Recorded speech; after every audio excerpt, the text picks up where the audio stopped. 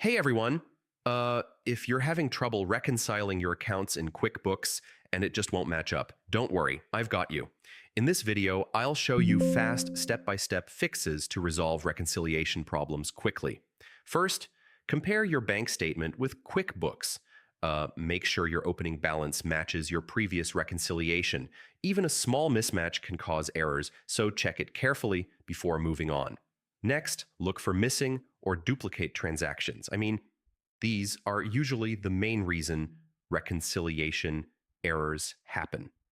Go through your transaction list, mark duplicates, and enter any missing entries to get things back on track. Now, run the Verify and Rebuild Data tool in QuickBooks. So go to File, then Utilities, and click on Verify Data. If QuickBooks finds any issues, run Rebuild Data to fix them automatically. This step helps correct corrupted or inconsistent records that can block reconciliation. Check your account registers for errors. Make sure all deposits, payments, and transfers are entered correctly, and there are no missing amounts. Even a single incorrect entry can throw off your reconciliation. If needed, adjust or delete problematic transactions. Carefully fix entries that are wrong or duplicated because a small error can prevent the accounts from balancing.